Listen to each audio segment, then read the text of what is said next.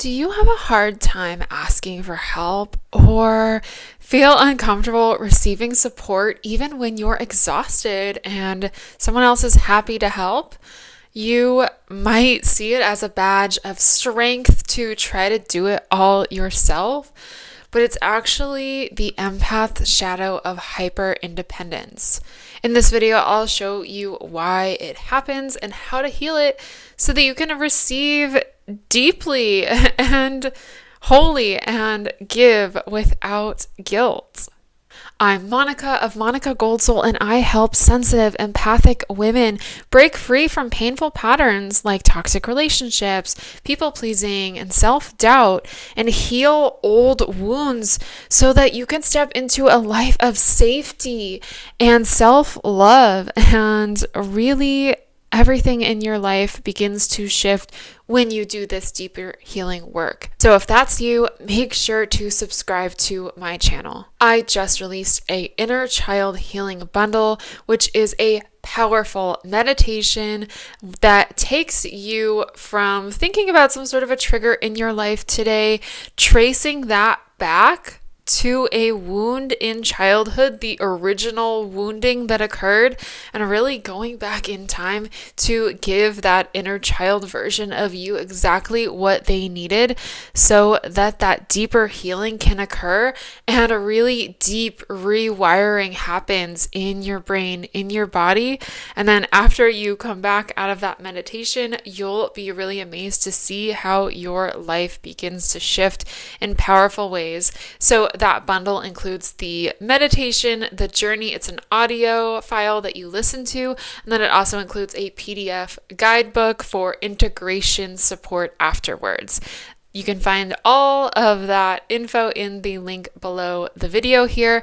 And also make sure to check out my free masterclass, Why Empathic Sensitive Women Still Feel Stuck Even After Therapy, and How to Break Free.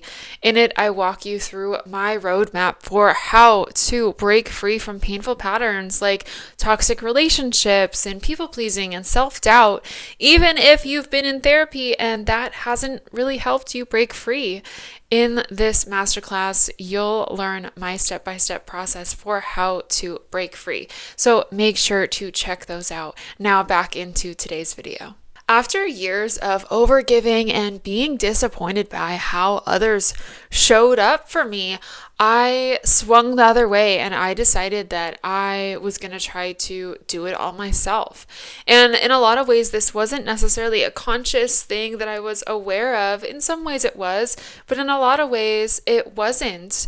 I just learned that I had to be fine on my own and figure it out on my own, and swung into hyper independence. And a lot of empaths struggle with this. I specifically, in my experience, realized that doing this was keeping me disconnected from the love and the support that I actually craved on a deeper level. So where does this come from? Empaths grow up with an unreliable caregiver. Maybe you had a parent who was sometimes loving and sometimes really angry and critical.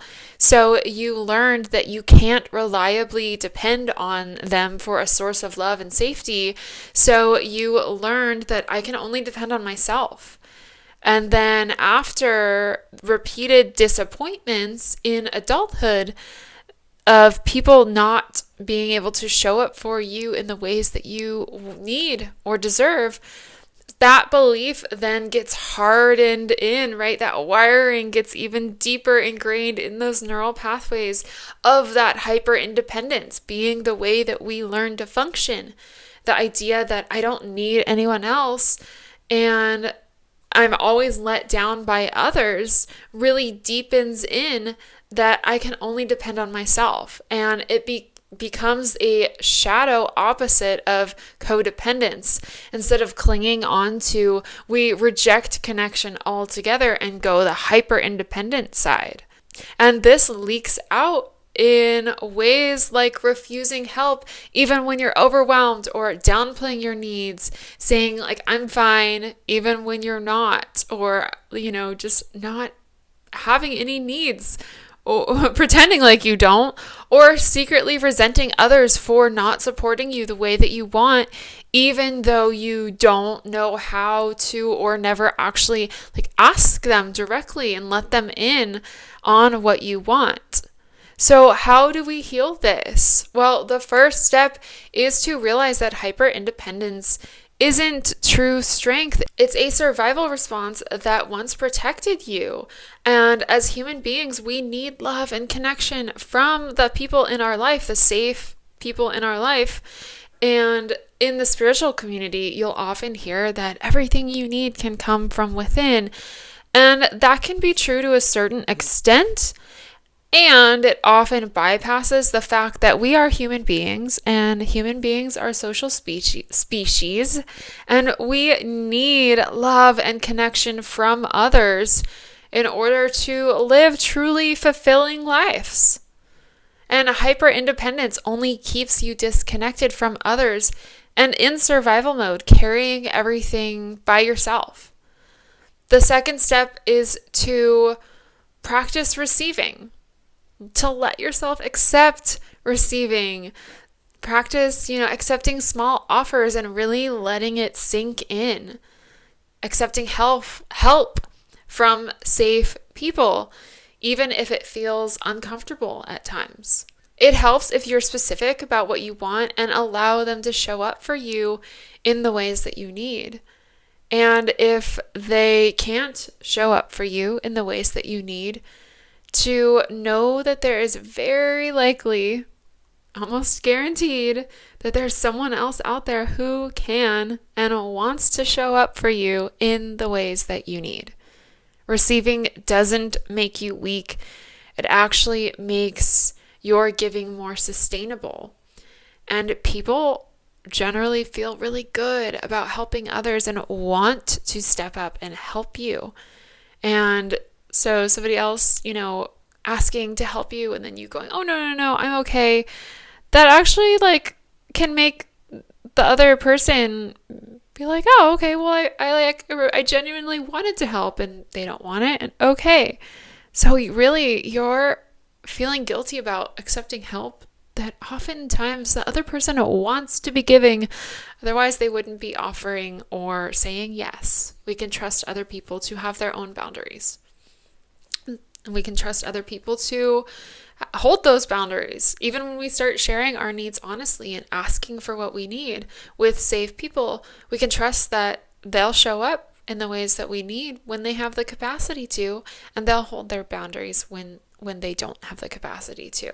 That's how hyper independence begins to soften into healthy connection.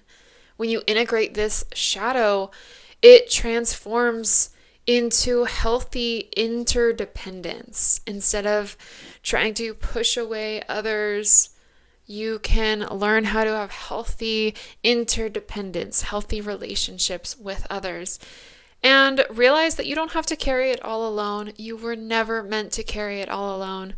You can receive support without losing your sovereignty. And that actually makes you stronger, receiving support while holding your boundaries and your sovereignty. So if this resonates, make sure to check out the Inner Child Healing Bundle.